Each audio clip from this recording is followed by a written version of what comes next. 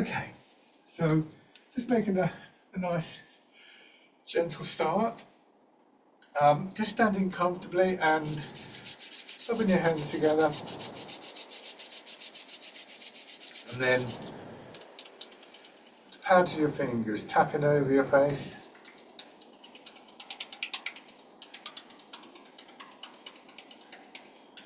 And then over your head and neck.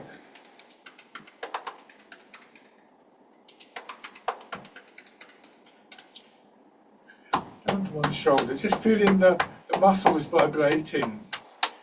Go down the inside of your arm, a bit of shaking in your fingers perhaps.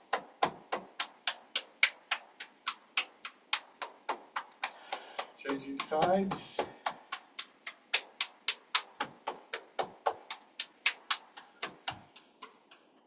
Onto your back.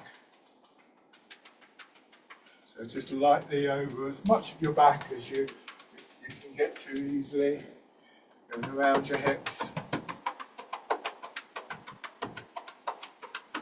And your legs.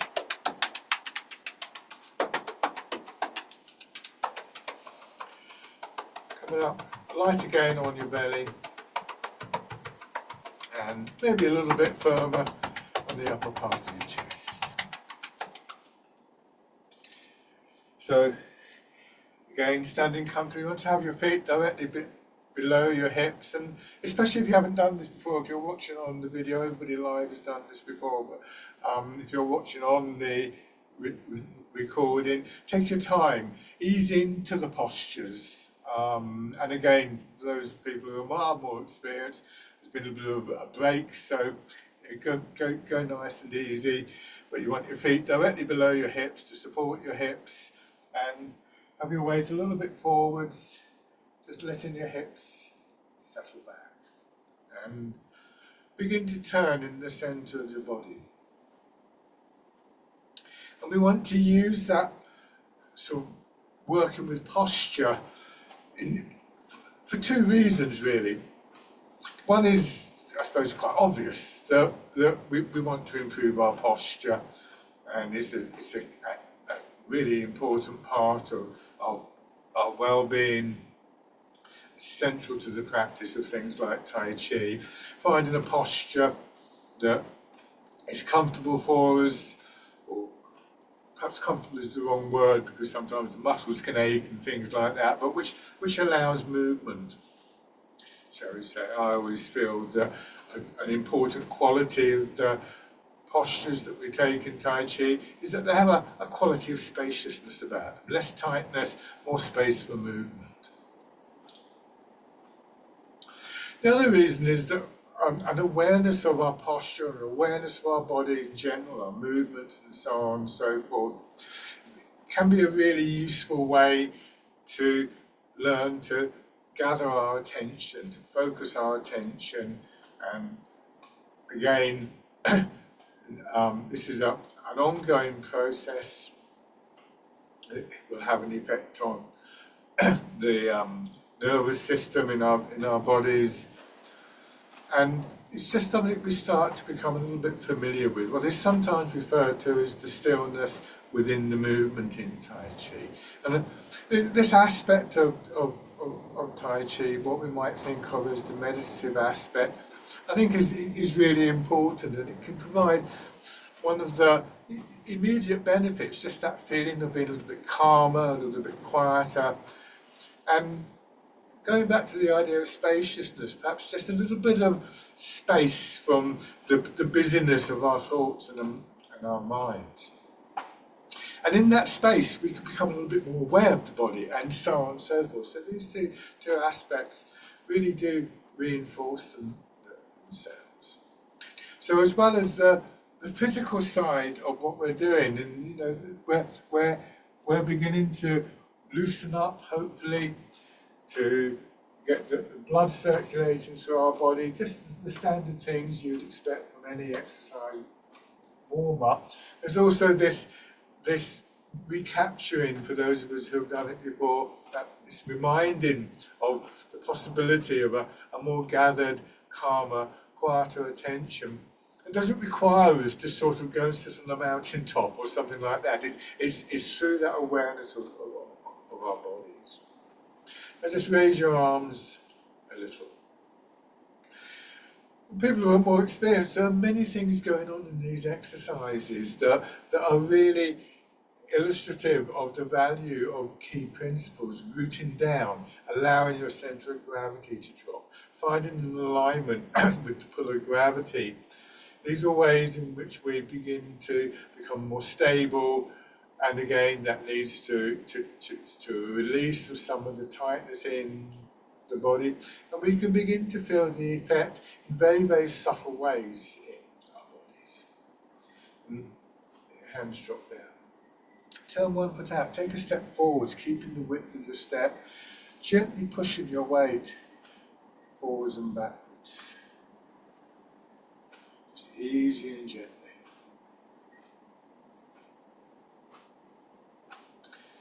Nice steady rhythm can build, and this rhythmic quality can begin to resonate through our bodies, and we become aware of a sense of connectivity, a movement, a flow that isn't specific to a particular muscle or a particular function, but rather pervades the whole body.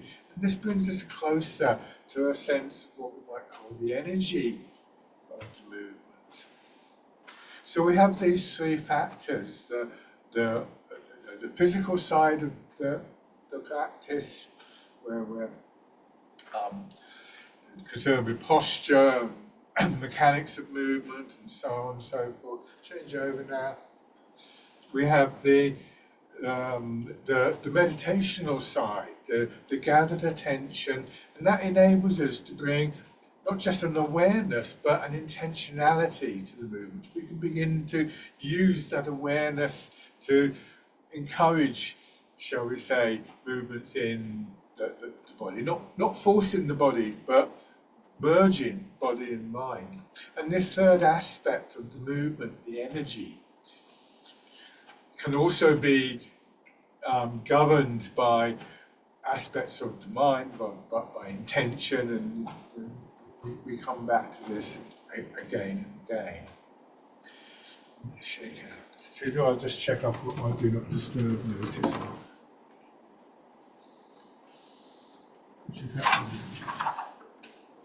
Hopefully this will ensure nobody knocks on the door. Okay, so we're going to just take a closer look at the posture. Again, feet are hip width apart. There's some variation that you could measure it from the outside of the foot or the inside or anywhere in between, giving you slight variation, toes pointing forwards, or maybe even just slightly turned out if that's more comfortable, but not sort of splayed out like that. And in this position, just very gently rocking your weight forwards and backwards. This is a very simple exercise that I come back to again and again. And in that process of revisiting, I often find that there's a kind of change of development. Looking for an alignment with the pull of gravity.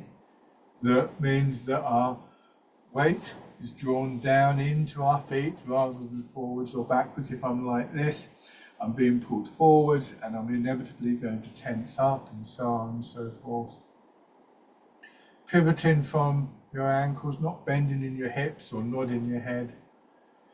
It's quite a small movement, and see if you can just gradually get a sense of this neutral point, a point of equilibrium. And if you have an idea already about where that could be for you, then you can just gently carry that as an intention, but recognize that you might not actually be comfortable in that position at the moment. It might take a while for your body to adjust, and nothing should be forced, but you can hold it as an intention. So if I show you this exercise with the pole here, you can see, if you can imagine the pole going up through my body, then if I could somehow arrange this pole, it would be very difficult, but if I could somehow arrange it so I could let go and that wouldn't happen, then the pole would just stand there. In practice, of course, it's much more difficult, but if I would say get guy ropes used to hang a tent, to erect a tent with, then I could also splay those out, and between them they could create an upright structure. So you can have that imaginary line going through your body. You can have a sense of the muscles, tendons, ligaments, fascial layers that all interact with the skeleton as we do this, and just have a sense of being able to come gently to rest. Once again, especially if you can be a little bit forwards in your feet, you can just allow your hips to drop back. Your pelvis will gently tuck under. You don't have to make that happen. So you get this sense of settling down, combination of alignment, of letting your centre of gravity drop. The effect, particularly in the upper part of the body, is again this sense of a clearing, a releasing, creating space within your body. You may find almost immediately that things like your breathing can improve because there's less restriction. This is the quality that we refer to in Tai Chi as central equilibrium. The Chinese term is Zhongding. And arguably we could say that everything we do from this point on is about cultivating Zhongding. Sometimes they're quite challenging exercises, but we start off with an awareness of what it can actually feel like. So now, being careful of your knees, in particular, letting your hips drop back, so you're just sitting down, chair or something like that, until you feel your legs pushing you up. So, easing downwards, until you feel the resistance in your legs getting to a point where there's a nice smooth expansion upwards, and at the top, gravity takes over and draws you down. So when we talk about rooting down, we can think of it as the physical dropping of our centre of gravity, which makes so much difference to our stability. We can also begin to appreciate rooting down as a process, allowing gravity downwards through our body and feeling the response from our legs and that contact with the ground upwards means that there's a cycle of movement, a cycle of energy that begins to develop in the body. And this is one of the principal energetic processes that we work with in Tai Chi, not the only one, but a very important.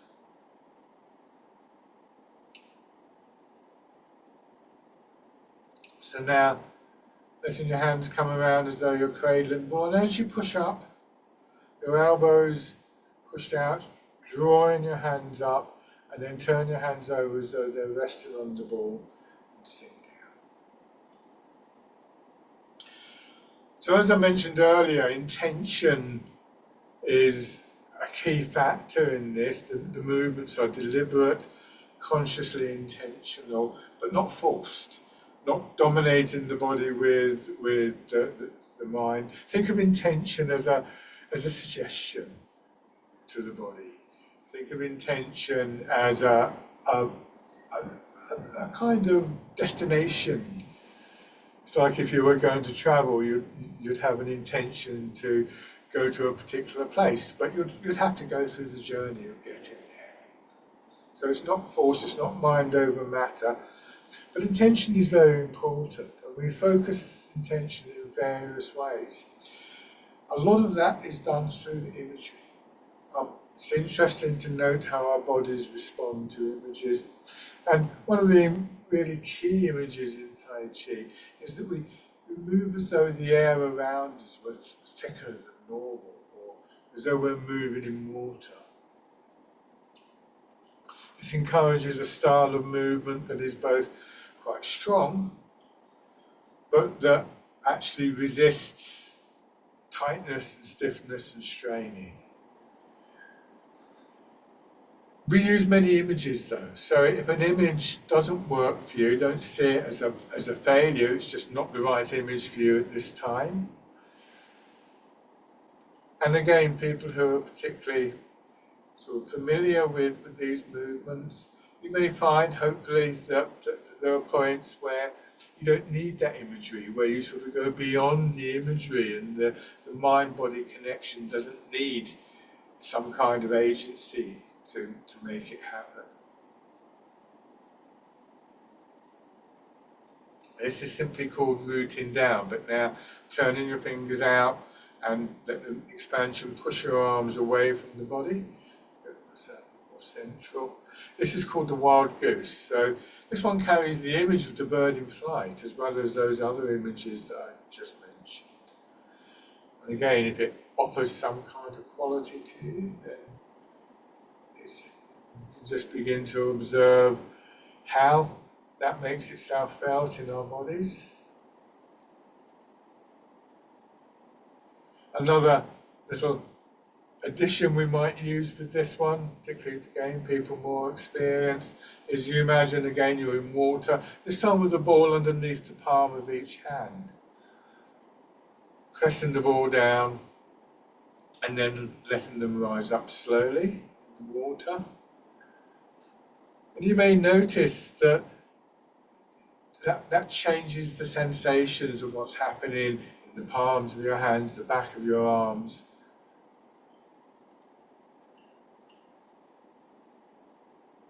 So that focused attention isn't just a nice feeling, it's actually something that enables us to work much more creatively with our movements, both on a physical and on an energetic level. And then letting your hands cross in front of your belly, pushing up. This is parting the clouds. So a quieter, calmer mind can help to develop a quieter, calmer body. But a more soft, more comfortable, less agitated body can help to develop the quieter, calmer mind. And ultimately, these three aspects, body, mind and energy, aren't separate. I think of them as being like the three legs of a tripod that you might put a camera or a telescope on. Take one leg away, the other two can't continue to function.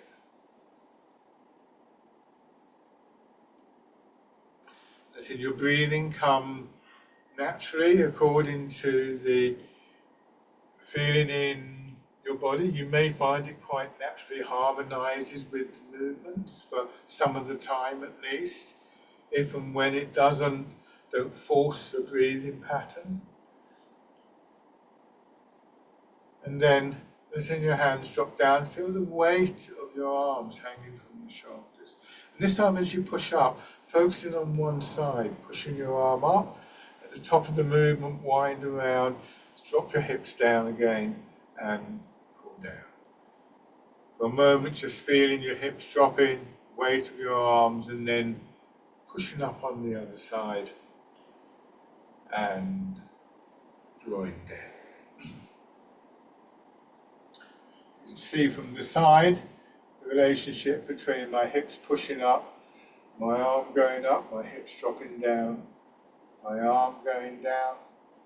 There's just this moment where we reset ourselves and then pushing up so we don't have to dash from one side to another. Beginning to notice there are these moments in the movements, usually at the end of the contracting stage, but often at the end of the expanding stage, that just mean that we just break that cycle of rushing that can easily build up for us. It's just a moment.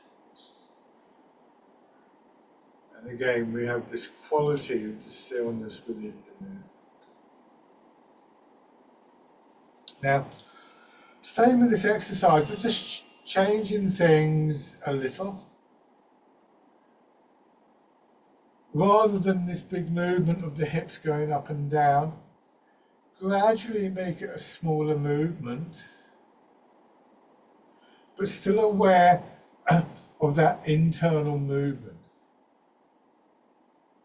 Downward pull of gravity through your body, the response from that connection to the ground and through your legs upwards. You eventually just letting your hips come to settle, hanging back a little bit to allow gravity-free passage through your body, but not necessarily having to go up and down. So that process that I described earlier, that cycle of energy,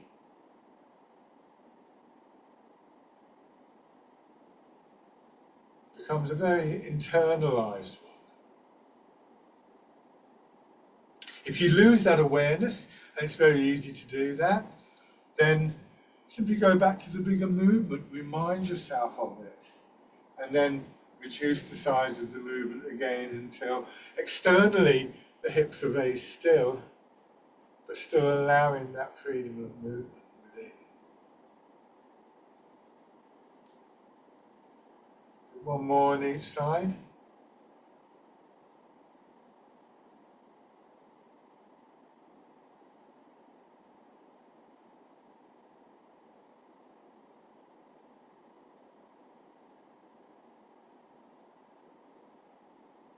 Staying in this position as much as you can. Try not to stiffen up in your knees though. It is strong in the muscles of your legs. Bringing your hands so the inside of your arm lightly touches the side of your hips, the side of the centre of your body. And then picking up on the expanding movement, let that push your arms up towards the ceiling and then down again. Returning to that light touch to the centre of your body and then expanding sideways. Notice that I don't fully extend my arms here. So again, feeling internally this pattern of expansion and contraction. Again, we can either think of the expansion arising from the ground and then the contraction back into it. We can also feel the significance of the centre part of the body, the area between hips and waist. Feeling the expansion there, pushing downwards into the ground, upwards through the palms of our hands, and contracting back down. And this time, as you bring your awareness back to your centre and you push up, you turn in the centre of your body. And that redirects the arms. As you bring your hands in, remember you want your centre of gravity to drop towards the ground, turning the other way. Coming back, taking a moment just to reset, and then pushing out sideways. And back. Resetting, reconnecting to the ground.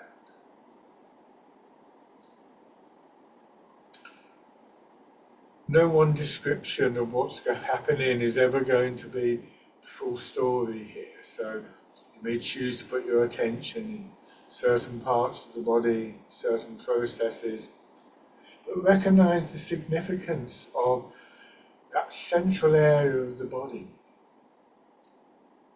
It's the part of the body that we want to feel is dropping towards the ground. It's the centre of the movement, and it becomes the focal point for our attention in that way. So from the centre of the body to the ground. And as we can see from this exercise, pushing in 4 directions, when we move, when we change in the centre of the body, it changes the whole movement, direction.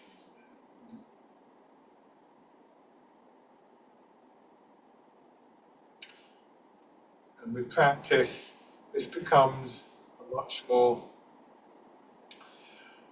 accessible quality. So when we use a term like being centered in Tai Chi, this is not a metaphor. This is a felt physical experience.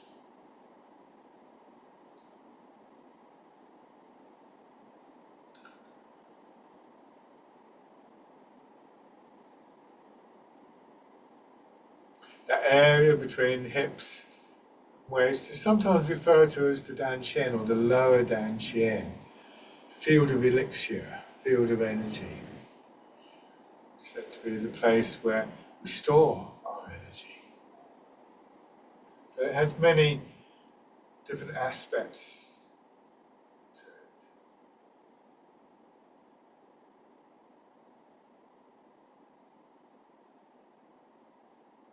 This time, once again, letting your hands drop, feeling the weight of your arms hanging from your shoulders, focusing on one side, this time letting the expansion push your arm out, drawing your fingers back a little bit till your hand reaches just above your head in line with your nose, straight down that midline of your body. And once again, imagine standing beneath a stone archway like you might find in a church or an old building, just gently pressing the palm of your hand out and sliding your hand around the curve of the arch.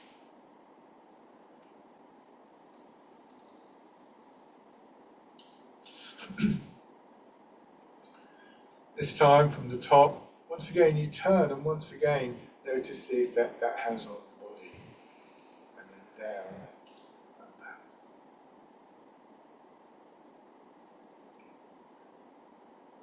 So there is that slight sense of an intention to push out, not straining in your muscles to do so, not trying to let the muscles release, to relax a little bit.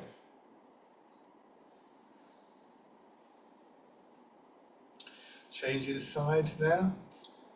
So when we allow those big muscles of the arms and the shoulders to ease off a touch, we start to engage other aspects of the body. Tendon, ligament, the fascial layers, bones, the energy.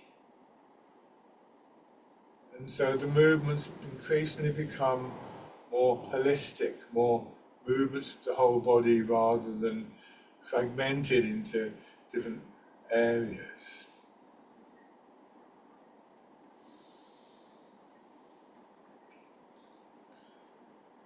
And again, this has a real influence on that calming quality, turning slightly. It can feel as though your whole body is being very gently massaged.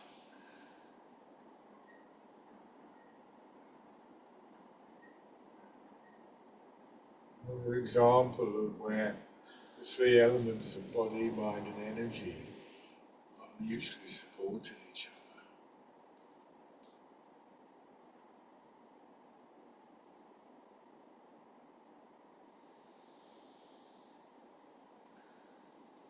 Now, keeping an awareness of the centre of the body, very carefully this time, push your hips back. So your pelvis tilts and your head and shoulders go forwards. Your centre of gravity stays over your legs. And then you let gravity pull your hips down, and that helps you to come up nice and easily in your back, and your shoulders and your head. So try not to strain against the pull of gravity. In fact, quite the opposite, allowing the pull of gravity to draw your hips downwards, to bring your head up. Again, if I show you with this pole, if you imagine there, if I put a weight on one end of the pole, it would do that. It would come up very gently, like a seesaw. And so, rather than straining to actively hold our head up, we actually find our head comes up much more gently, less strain on the body. This is still a strong exercise on our back, so don't go mad with this. I'm trying to do it quite big so you can see the mechanics of the movement, but just go as far as you're comfortable, realising the significance once again of the centre of the body. And we're going to use this movement in the next two exercises. So this time, drop down just a little bit again, careful with your knees, let your hips drop back, and when you feel you come to that upright position again, push it up. This time, coming to the upright, push up and your arms following. This is called rowing a boat in the middle of the lake. Hands are swung forwards here, resting down by your sides. Body expands and contracts.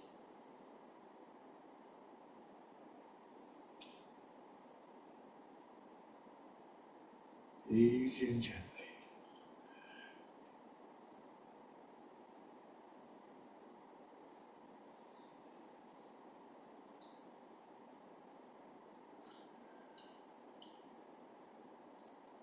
And then, using the same idea, bring your hands in front of your belly, in front of your center, turn and then push the hips back, swinging the hips across to draw your hands across and then back to the upright position.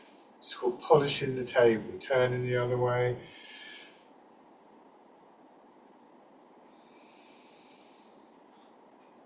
Back so you can see more what's going on in my hips.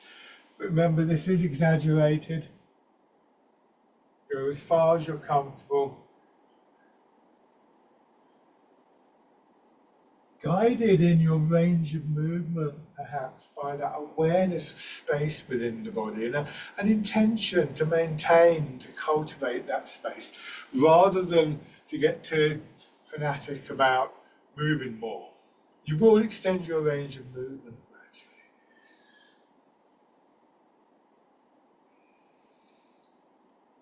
One more in each direction.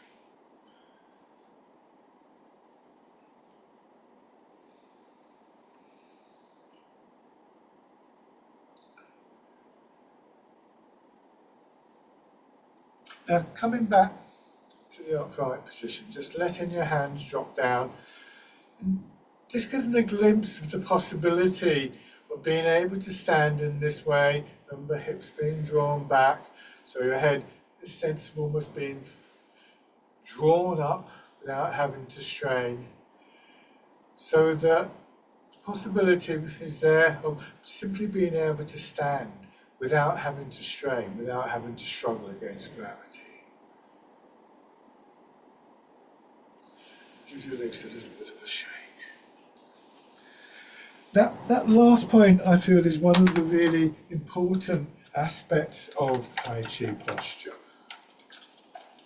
Tai Chi began life as a martial art, but its response to pressure, its response to force, to energy coming into the body, is not to struggle, not to strain against it, but rather to try and develop an understanding of that force and to move with it. I would liken it to a sailor sailing a boat and knowing the winds and the currents and how to set the sail. It's a very powerful idea, the idea that we can have an upright stance that doesn't require us to stiffen up, that doesn't require us to strain, I think is really important.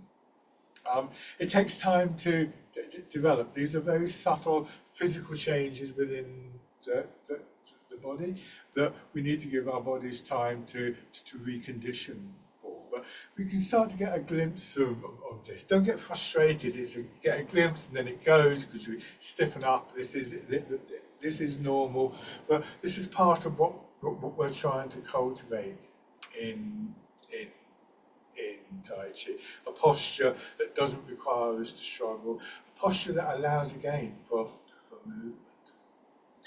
So we're going to change the stance. From the parallel stance, imagine lines going through your feet, like we call them tram lines sometimes. Turn one foot out, and I would invite you to play around with the angle of this foot, and then step straight forward with the other foot. You can see the background between my legs, so I've kept the width of my step, and I've stepped about the same distance forward, maybe a little bit longer. I don't want to stand like this because now it's like I'm trying to balance on a log or a tightrope. So again, I've got a posture that encourages stability. And then once again, transferring your weight from one foot to another. More slowly now, paying attention to the process that we sometimes label as filling and emptying. It's like water flowing up from the ground and down into the other leg, and then back again. And it's a development from this other energetic process of gravity pulling you down, and the response in your body and from the ground upwards is now being channeled, now being directed a little bit with the intention to actually move forwards and backwards. We can imagine doing this in water, and if you can imagine the pressure of the water against the front of your body, how that would feel, and against the back of your body, how that would feel.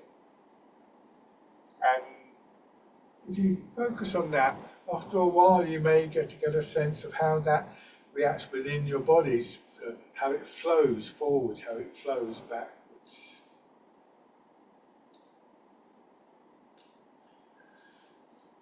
There's also, once again, these moments of settling. And it's good to focus on those. You might even want to rest your weight, say, on your front leg. You'll have about 60% of your weight in the front leg. Give yourself a chance to settle in. And then when you feel the push, you rise in, you go into your back leg, maybe 70% there, rest. So it's useful to take a little bit more time, but ultimately that time shrinks, and it's an intention to release, an intention to really settle. And that only takes a moment. So it doesn't really interrupt the flow, it doesn't really take any longer, and yet it resets us, it brings us back to the posture, to the sense of being centered, grounded, calmer, and so on and so forth. This is also a very important movement for our physical stability and posture. It's a very basic function to weight transfer. We do it all the time when we move around, and yet we don't often pay attention to it.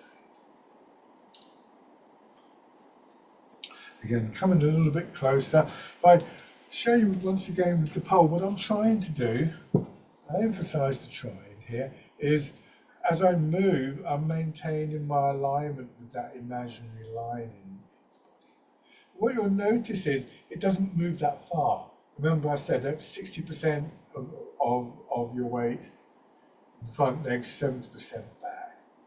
So now move your weight back a little bit, raise your front toes and feel how you shift back a little. And then go forward, push your back knee in and so you gradually start to bring your upper body more in line with your supporting leg. You can have the front foot slightly turned out here if it helps, slightly turned out. And the percentage of weight increases. Again, please be careful with the knees.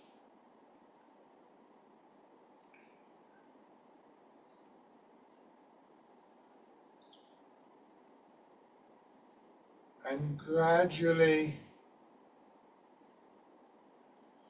feeling that you can find this quality of central equilibrium that I mentioned earlier over one leg.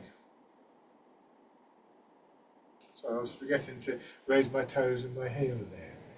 But eventually you can get to a point where, say, you go into your back foot, you bring the front foot in, you extend the leg out, put the heel down, lower the ball of the foot, gently push the foot into the floor, and then go forwards.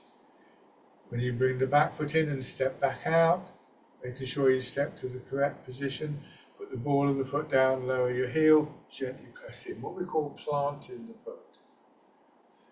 And again, make sure you don't overstep. These are relatively short steps that we're taking. We're not striding. I'm not saying that's necessarily a bad thing, but when we extend a long way, we get pulled forwards. We're trying to be very clear, very precise about the placement of the foot.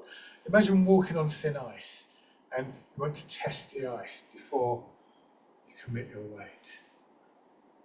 So this is not exactly the same as everyday walking, but it does give us a chance to explore aspects that are really significant for that everyday process.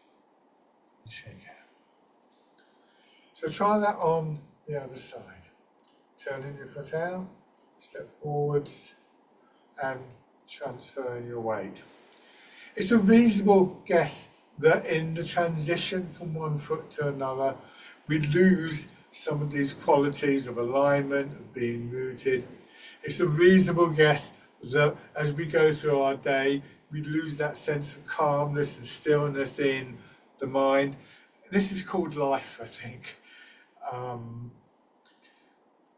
What we can do, once again, is just note those moments where we're able to bring an intention to reset.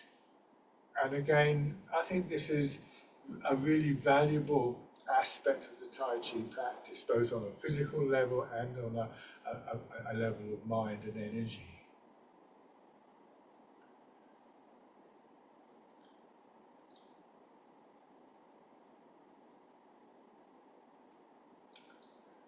Beginning to raise your toes and your heel. Maybe recalling that image of moving through water. Another image given for the step in is it's like if you're in the sea or stream and you say you're walking along having a little paddle in the sea. Be very careful about how you place your foot so that you don't end up swimming. And then stepping in, push back, plant the foot. And just taking time to reflect on this process of walking, which we so easily take for granted.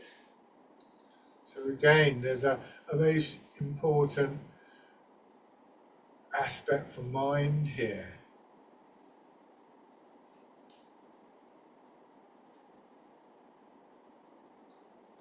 And then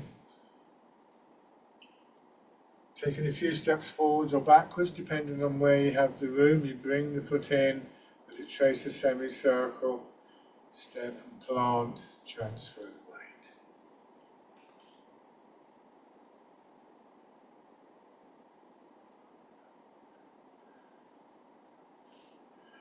When you find yourself wobbling a little bit, just remember trying to release, to drop your center of gravity. And changing direction if you haven't done so already. It's a very valuable, very simple exercise we can do in any kind of space and without having to get too complicated about it. I really recommend it as a regular practice.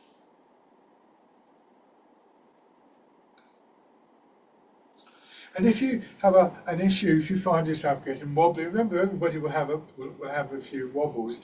Try just doing this with a bit of support, holding onto a wall, so that you have the confidence to play with this a little bit, to learn how when we release, when we cease to struggle, we do actually become more stable.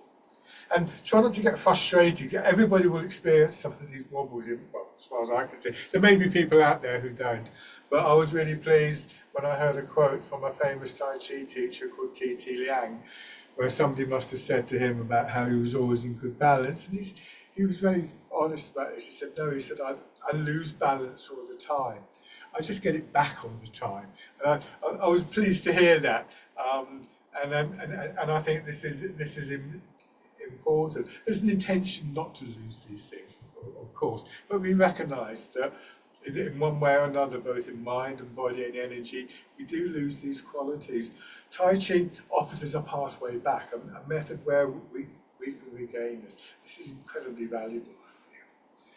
So we're going to bring the arms back into the movement, recognising that when we do this, they dominate very easily. So it's quite challenging to retain the awareness of what's going on in our feet and our legs, as well as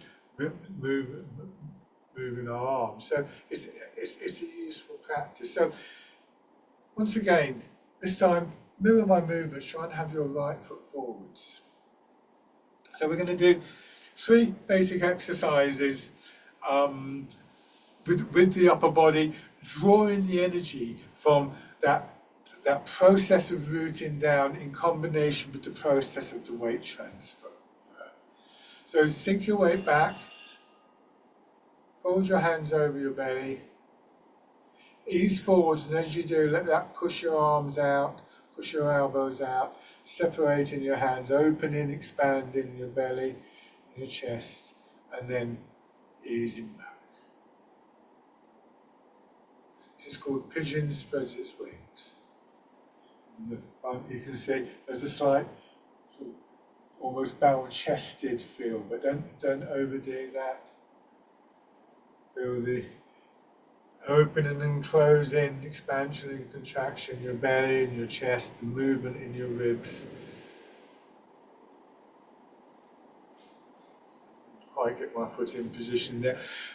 But that happens. You won't always get perfect posture, but as we become more aware of what's happening in our bodies, we recognise that. I sometimes describe it as a bit like the shoelaces. You know when your shoes are coming undone. So we develop this very strong background awareness of posture and of movement and what's involved in developing those. So the pigeon spreads its wings.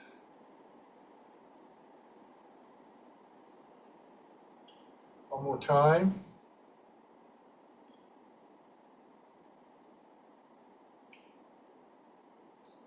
Now letting your hands drop, feeling the weight of your arms hanging from your shoulders, and then pushing through. This is called fisherman castanet. Again, be careful not to let the arms lead.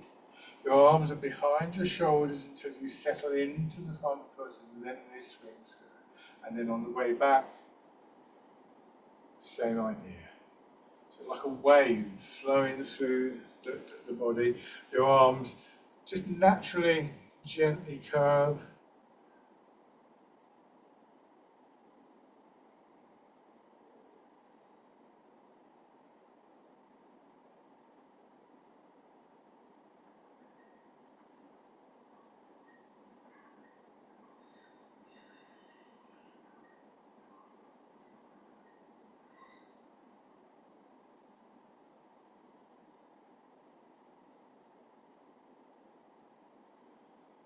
And then this time, as we come through and our arms curve, once again turning in the centre of your body to redirect the arms. Let them drop down as you move your weight back, settle into your back foot, turn the opposite way. This is an exercise called Wind Blows the Willows. Body expanding, contracting, expanding, contracting. The willow tree is an important image with its deep roots, supple wood that bend but not breaking in the wind. So it's an image that we find quite often in these arts.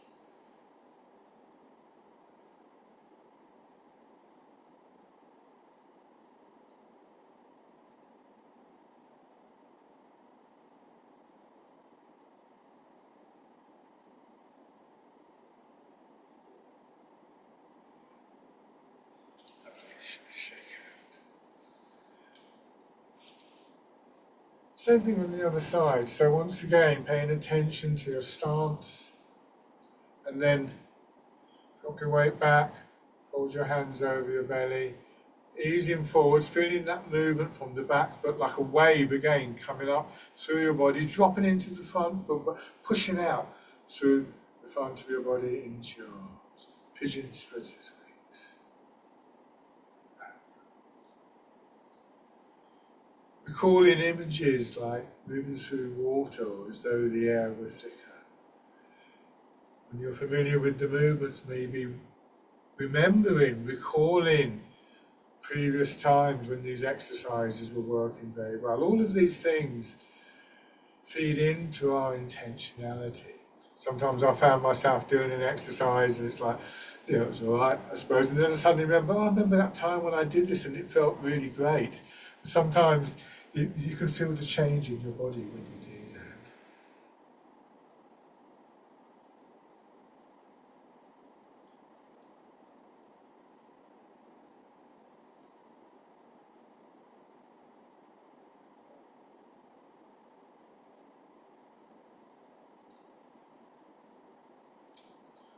that. One more time. changing after this one, going back, letting your arms drop down. Wind blows, fisherman casts a net. Getting ahead of myself.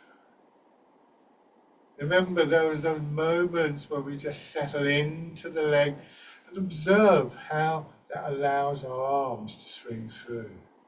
The flow of the movement is a natural outcome of central equilibrium and all those factors involved in that. We don't create the flow. This is not like a dance with music where we're trying to meet some kind of external standard. We start to feel this arising from within. That's not meant to be disparaging to the idea of dancing, by the way. This is a different quality. So then, turning.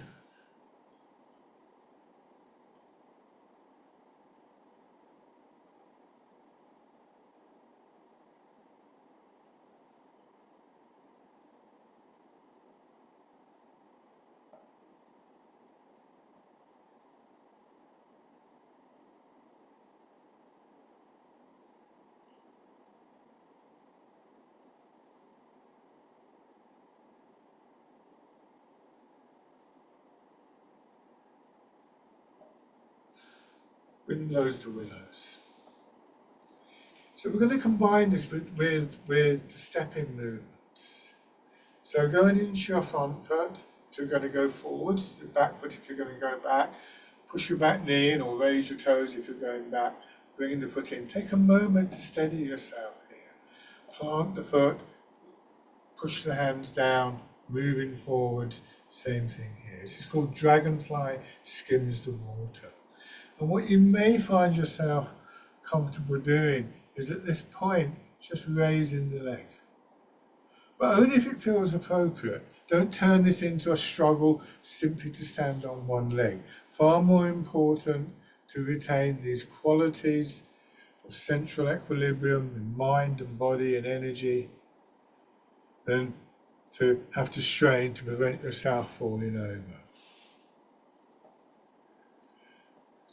Changing direction. And remember, stability comes not by straining, but by releasing, by finding the alignment of the body. So if you practice this in time, you will find that you're able to bring the leg up nice and smoothly. Don't be in a hurry to get to that point. Once again, changing direction. Remembering you can just do this.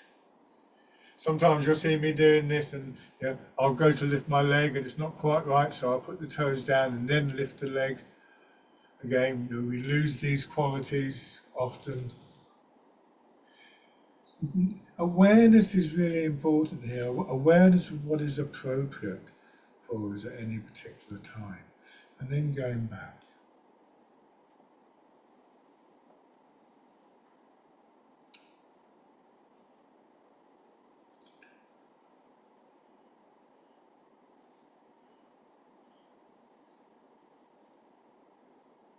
One more time. Bring your feet parallel. Shake out. So, whilst it would be nice if we could maintain these qualities all the time, as I've said already, we do lose them. But knowing that we can come back to them, I think, is really, really important. Knowing how in sort of Tai Chi terms, the things that we can do.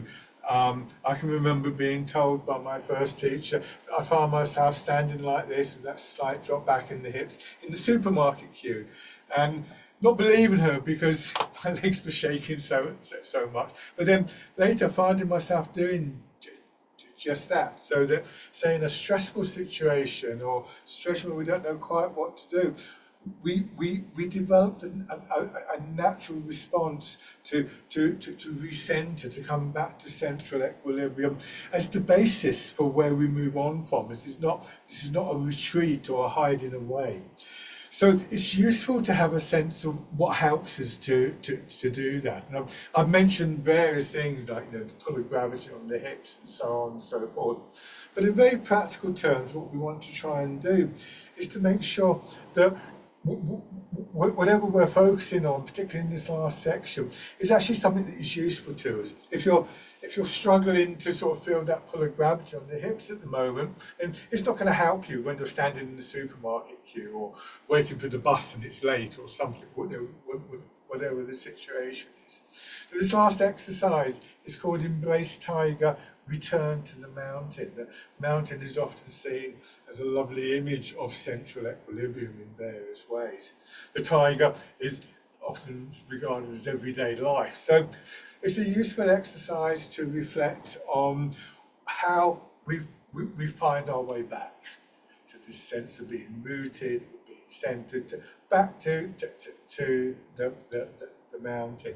And it's whatever works for you that is useful to focus on at this point. The other things about, the developing, releasing in the hips and so on and so forth are all ongoing projects in Tai Chi. But this is something that maybe you can sort of find for yourself right now. So coming back to the parallel stance, just standing for a moment, letting your hips drop down and then pushing up, arms coming out and then coming around as though you're going to hold a ball against your chest. Drawing in, turn your hands palm down, let your hips drop and settle. Once again, you may find that your body naturally settles into a breathing rhythm in one way or another. And if you want to bring your breath more actively into this, the intention would be that that final stage of sinking down is done with an out breath. How you get there may vary according to your lung capacity and your breathing rate.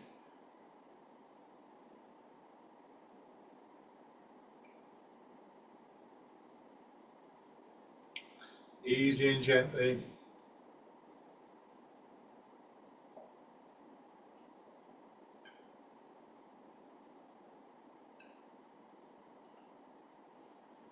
Embracing Tiger, return to the mountain.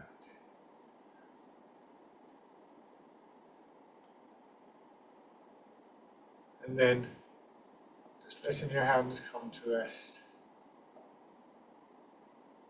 either on your belly or down by your sides. Take a couple of slow, gentle breaths to finish.